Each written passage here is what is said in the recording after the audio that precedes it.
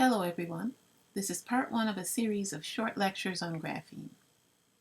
You can read more details about the lecture series online. There's been a surge of interest in graphene in recent years, so if you're studying materials, you'll want to have some detailed knowledge of this one. In part one today, the objectives are to describe and compare the crystal structures of graphite and graphene at a basic level, setting us up for more detailed work in the next installment. Keep in mind that the basic principles discussed in this lesson are also applicable to discussions of other materials. Let's start with graphite. It crystallizes in space group P63/M, MC, or space group number 194. The lattice constants in the A and B directions are the same, 0.2456 nanometers. The length of the C-axis is 0.6696 nanometers. You might see other notation in the literature, for example, A1A2C or A1A2A3, scalars or vectors, but they're all describing the same unit cell. Notice that the base of the unit cell doesn't coincide with the layers of carbon atoms in the graphite structure. Another thing, looking down the C-axis, the atoms appear to coincide with the lattice points, but they don't. That picture is a projection in which the atoms on the edges of the unit cell appear to coincide with the lattice points. The equivalence of lattice points and atoms is a common misconception, but it could also be simply an ambiguity due to variation in usage of common terminology in different fields of study. For example, sometimes when people talk about a crystal lattice, they're talking about the atoms and not the lattice points. But the fact is this: atoms and lattice points are not the same, and the structure of graphite is a good example of this. Keep these things in mind and be mindful of the context when you see drawings or hear discussions about crystal structures of materials. Let's look inside the unit cell of graphite. There are two unique carbon atoms. C1 is on the edges and C2 is in the interior. I used two colors to render C1 and C2 in the model just to emphasize that they are crystallographically distinguishable atoms. However, they are identical chemically. Question: what's the total number of carbons in the unit cell? This is something that you should be able to calculate. Now for some structural metrics. Drawing three layers this time, we can now see that the lattice parameter C is also the distance between alternating layers. That makes the distance between adjacent layers of carbon equal to 1/2 C, or 0.3348 nanometers.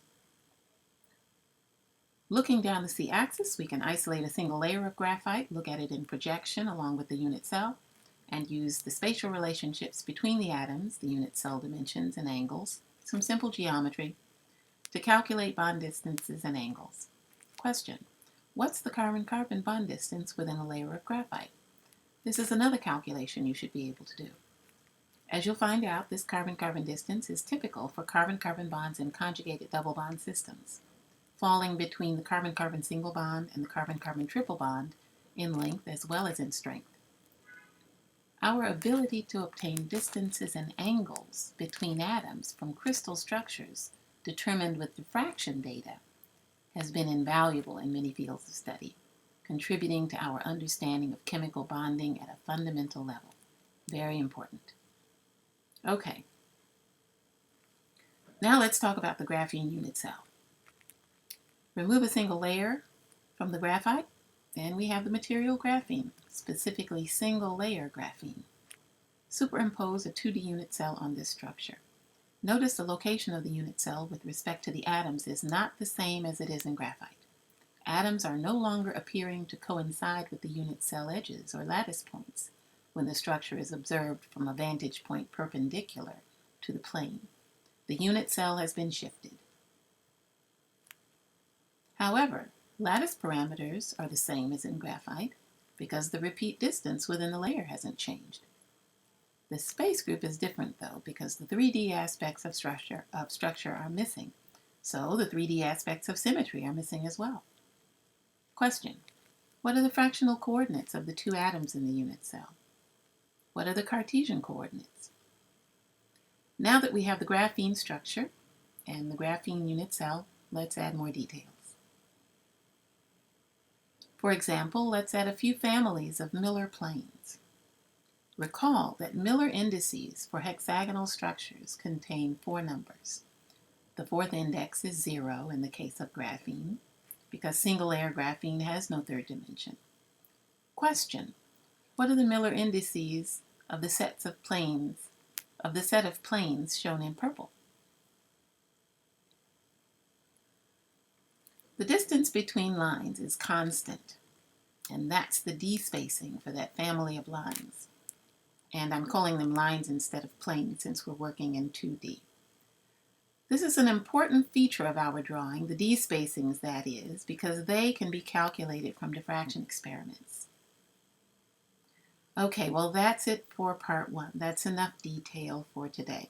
This slide sets us up for part 2, and I'll discuss some details of structure that will allow us to describe the properties of graphene theoretically. If you have questions about this lesson or general comments, general related questions, please write them online and I'll reply. Until next time.